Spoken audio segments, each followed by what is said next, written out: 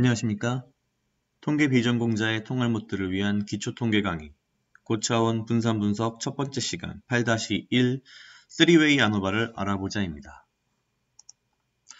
자, 우리가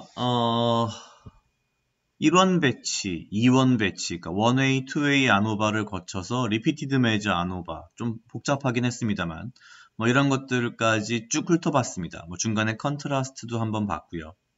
이제 사실상 아노바 클래스의 마지막 단계이긴 한데 이제 원웨이, 투웨이까지 했으니 뭐 3웨이도 할 수 있지 않겠습니까? 물론 가능합니다. 독립변수가 3개인 경우를 말하는 것이죠. 특히나 요즘처럼 이 통계 프로그램, 컴퓨터가 워낙 잘 발달된 시대에는 뭐 3원 배치가 아니라 이거보다 더한 것도 할 수 있습니다. 뭐 충분히 가능한데 다만 이제 여러분들이 이 뭐 3웨이 이상의 아노바를 이제 고차원 아노바다 뭐 이제 차원이 복잡해지기 시작하니까요. 그렇게 제가 표현을 했는데 문제는 사실 해석이 굉장히 복잡하고 어렵다는 데에 그 문제가 있습니다. 이거를 분석하는 뭐 방법이 복잡하고 어렵고 컴퓨터가 못하고 이런 게 아니고요. 실제 결과가 나와도 우리가 이걸 해석하는 게 굉장히 어렵다는 게 첫 번째 문제입니다. 예를 들면 이렇게 독립변수가 3개인 3웨이 아노바를 할 경우에 우리가 분석해야 할 변수가 몇 가지인가를 한번 살펴보면요. 첫 번째는 당연히 메인 이펙트 3개가 있겠죠. A, B, C. 이건 뭐 당연합니다. 그럼 투웨이 인터랙션이 몇 개나 있을까요? 여기서 말하는 투웨이는 이제 2개의 변수가 만들어내는 인터랙션입니다. 그럼 이게 A, B, A, C, B, C 해서 총 3개가 될 겁니다. 그러니까 벌써 투웨이 인터랙션이 3개가 됐고요. 마지막으로 3웨이 인터랙션 A, B, C. 그쵸? 가 만들어내는 이 3웨이 인터랙션까지 총 인터랙션이 4개가 됩니다. 그러니까 메인 이펙트보다 인터랙션 이펙트가 훨씬 많아지는 거죠. 이 인터랙션 이펙트를 이렇게까지 많이 분석을 하게 되면 이게 유의해도 해석이 안 됩니다. 그 다음부터. 그런 일들이 굉장히 많이 발생하기 때문에 실제적으로는 원웨이, 투웨이는 많이 쓰지만 3웨이부터는 아노바를 잘 쓰지 않는다. 이렇게 좀 이해를 하시는 편이 좋고요. 어쨌거나 뭐 가능하기 때문에 한번 3웨이에 대해서 기본적인 내용들은 한번 훑어보고 가겠습니다. 역시 3웨이 아노바가 되면 F값을 계산해야 되는데 기본적으로 3개의 메인 이펙트에 대한 그 SS, sum of square는 기존의 이 것들과 동일합니다. 동일하고요. 투웨이 인터랙션이 이제 3개인데 SSAB, AB의 인터랙션은 SSAB 마이너스 SSA 마이너스 SSB 이런 식으로 이제 구성이 됩니다. 즉 AB의 공통된 셀의 평균값을 가지고 이제 구한 그 sum of square에서 앞에서 구한 메인 이펙트 SSA와 B를 빼는 방식이죠. 마찬가지입니다. SSA 곱하기 C 인터랙션은 SSAC 마이너스 A와 C의 메인 이펙트의 SS sum of square를 빼는 방식으로 이렇게 세 가지가 진행이 되고요. 각각은 역시 DF는 앞에서 했던 투웨이 아노바와 동일합니다. 마지막으로 3웨이 인터랙션은 전체 이제 3개의 변수가 만들어내는 공통적인 셀. 굉장히 복잡해질 겁니다. 2개씩만 그룹이 있어도 2x2x2니까 셀이 8개가 되겠죠. 8개 셀을 이용한 sum of square에서 앞에 그 2개씩의 셀을 가지고서 결합해서 만들어 놓은 평균값의 SS들을 빼고 메인 이펙트를 모두 다 뺀 게 요 인터랙션입니다. 최종 3웨이 인터랙션이 되는 거죠. 사실 이렇게 되다 보니 굉장히 복잡합니다. 심지어 SS 위드는 웬만해서는 계산이 복잡하기 때문에 그냥은 못하고요. 그냥 SS 토탈에서 이거 앞에서 계산한 3개의 메인 이펙트와 2A와 3웨이 인터랙션의 sum of square, SS를 다 빼버림으로써 계산하는 경우가 많습니다. 이제 손으로 할 경우죠.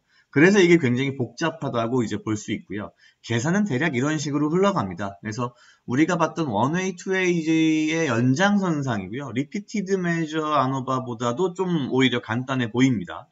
그죠? 해석의 유의점을 아까 말씀드렸는데 우리가 보통 투웨이 아노바에서 투웨이 인터랙션은 이런 식으로 해석했습니다. 변수 A와 B의 인터랙션 이펙트는 뭐냐라고 했냐면 변수 A의 효과가 그죠? 변수 A의 효과가 변수 B의 모든 그룹 모든 레벨에서 똑같이 나타나는가 아닌가를 본 겁니다. 똑같이 나타나면 인터랙션 이펙트가 없는 거고요. 그죠? 만약에 똑같이 나타나지 않으면 다르게 나타나면 인터랙션 이펙트가 있는 거였습니다. 그런데 그죠? 그런데 여기서 이제 2way가 3way로 바뀌면서 요 앞에 요런 말이 들어갑니다. 이 뒷부분은 똑같고요. 다른 변수인 C, 그러니까 변수가 하나 더 있죠. A, B의 인터랙션을 보는 거니까 다른 변수 C가 있는데 이 C의 모든 그룹, 레벨의 평균 값을 전제하고 난 후라는 이 전제 조건이 들어갑니다. 무슨 말이냐?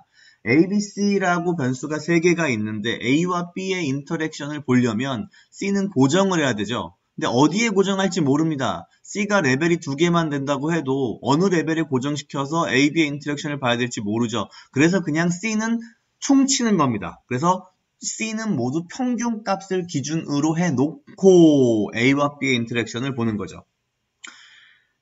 이게 굉장히 말보다는 실제 해보면 좀 이해가 쉽지 않은, 해석이 쉽지 않은 부분들이 있는 거죠. 그래서 이제 이 A-B 인터랙션, AC 인터랙션, B와 C의 인터랙션 이런 것들이 그죠? 생각보다 쉽지 않은 겁니다. 마지막으로 이제 3-way 인터랙션은 어떻게 해석을 하냐면 이런 식입니다. A-B 인터랙션, 앞에서 봤던 그 A-B 인터랙션이죠. A-B 인터랙션이 A와 B의 인터랙션이 다른 C라는 변수의 모든 레벨, 모든 그룹에서 똑같이 나타나는지 아닌지. 똑같이 나타나면은 3-way 인터랙션이 없는 거고요.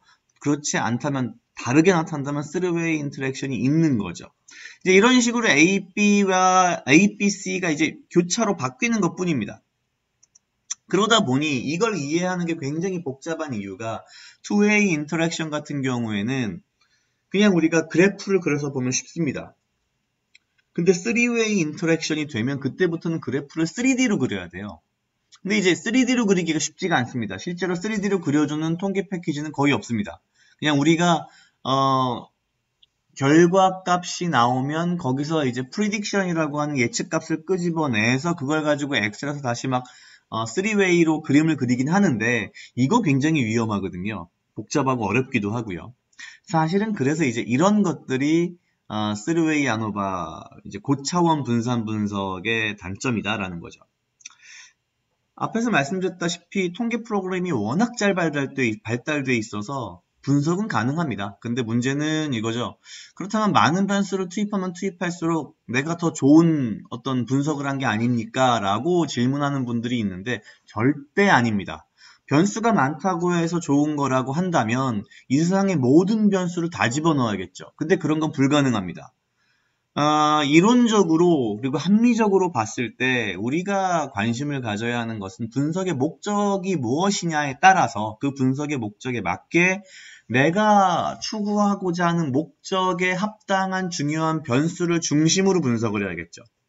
근데 여기서 이제 통계의 어떤 parsimonious 개념이 등장을 하는데요. 이 parsimonious 말을 통계 수업에서 들어보신 분들은 아마도 통계를 조금 깊게 공부하신 분들일 텐데 이 parsimonious 게 이런 뜻입니다. 기본적으로는 가장 단순한 모델이나 이론을 바탕으로 이게 중요하죠. 바탕으로 최소한의 전제 조건과 변수를 이용해 그죠? 분석할 때에, 그죠? 이렇게 해서 분석했을 때에 가장 훌륭한 결과와 해석이 가능하다라는 철학입니다, 일종의. 이건 철학입니다.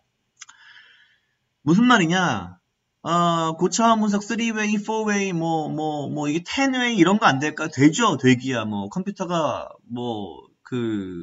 어느 정도 받쳐만 준다면 지금은 계산 다 될 겁니다. 문제는 뭐냐면 이게 설사 유의하게 나오든 유의하지 않게 나오든 결과 해석도 못하면서 아무 변수나 그냥 다 갖다 때려 박아 넣어서 무언가를 본다. 이거 굉장히 무책임하고 사실은 무식한 겁니다.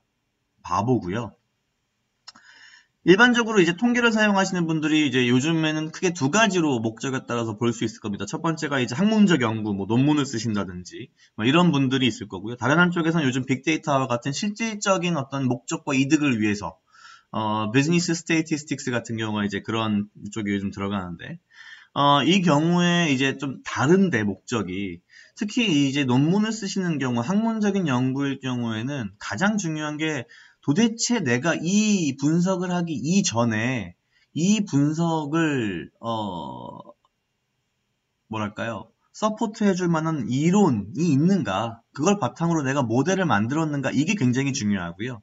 반면에 이제 빅데이터 같은 비즈니스 스태티스틱스의 경우에는 실질적인 이득이 목적이기 때문에 뭐 이론이 조금 약해도 괜찮긴 하나 여전히 이 parsimonious라고 하는 원칙은 굉장히 중요합니다. 왜냐? 통계적인 툴이 만능이 아니기 때문에 모든 걸 다 갖다 때려 박을 수도 없고 그런다고 해서 좋은 게 나오질 않습니다. 절대. 오히려 해석할 수 없는 문제들이 굉장히 많이 발생합니다. 그래서 여러분들에게 좀 조언을 드리고 싶은 건 가급적 원웨이, 투웨이, 리피티드 정도까지로 분석을 하시고 이게 3웨이까지 가면은 상당히 복잡해진다. 그 이상 가는 건 절대 저는 권하지 않습니다. 자, 고차원 분석 첫 번째 시간 8-1 3웨이 아노바를 알아보자. 오늘은 여기까지입니다.